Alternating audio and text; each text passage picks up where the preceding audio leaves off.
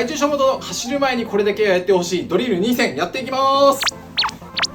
1つ目は下半身のドリルです。軽く飛びながら前横前前横前の順番で足を上げていきます。速い動きで筋肉に刺激を与えながら股関節の可動域を広げていきます。これをすることにより少ない力でストライドを広げることができます。テンポよく行うのがポイントです。